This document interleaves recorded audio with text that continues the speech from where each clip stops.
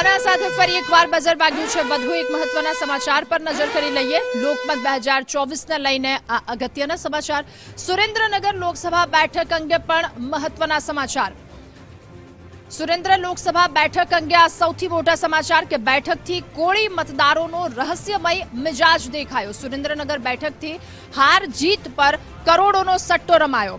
અને સુરેન્દ્રનગર બેઠકની વાત તો ઋત્વિક મકવાણાને હાર કે જીત પર કરોડોનો સટ્ટો રમાયો છે।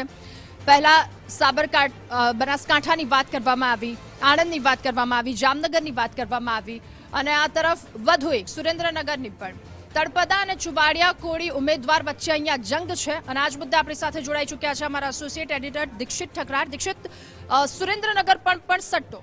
બિલકુલ, સુરેન્દ્રનગરની 26 બેઠક, પરંતુ અમિત શાહની બેઠક એવી હતી કે ત્યાં કોઈ ભાવ એટલે ન ખોલ્યા કે કારણ કે વન સાઇડ ખેલ હતો।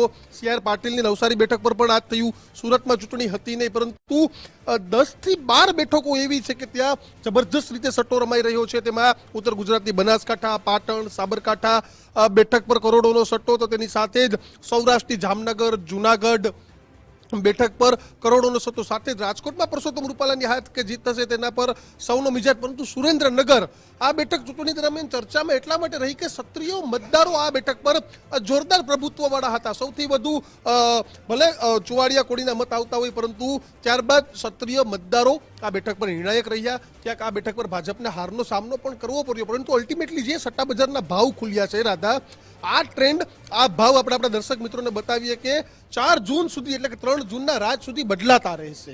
કારણ કે જે રીતે જે કેન્ડિડેટ પર ભાવ લગાડવામાં આવશે, સટ્ટો લગાવવામાં આવશે, ત્યાં ભાવમાં ફેરફાર આવશે। પરંતુ આ સટ્ટા બજારના ભાવમાં અત્યારે ચંદુ સિહોરા હોટ ફેવરેટ 10 પૈસા સાથે માનવામાં આવી રહ્યા છે। એટલે કે જે પ્રમાણે ચૂંટણીનો બજાર ગરમ છે, ચૂંટણી ગુજરાતમાંથી પૂરી થઈ, પરંતુ હજુ દેશમાં ચૂંટણી 1 જૂન સુધી ચાલવાની છે ને ત્યારબાદ તમામ જગ્યાએથી એક્ઝિટ પોલ આવશે। એક્ઝિટ પોલ બાદ પણ ભાવ બદલાશે, પરંતુ સુરેન્દ્રનગર બેઠક કે જ્યાંથી સૌરાષ્ટ્રનું પ્રવેશ દ્વાર છે તે માનવામાં આવે છે, તો સૌરાષ્ટ્રીય પ્રવેશ દ્વારની બેઠકમાં અત્યારે ભાજપ હોટ ફેવરેટ એવું લાગી રહ્યું છે। જોકે ઋત્વિક મકવાણાએ પણ એડી ચોટેનું જોર લગાડ્યું, તેની સાથે નવસાદભાઈ પણ હતા કે જેઓ સુરેન્દ્રનગર જિલ્લા કોંગ્રેસના પ્રમુખ છે। તો આ તમામ લોકો જબરજસ્ત રીતે આસપાસના વિસ્તારમાં ફર્યા, પરંતુ હવે શું, તો કે હવે આગામી પરિણામ 4 જૂનના જ ખબર પડશે।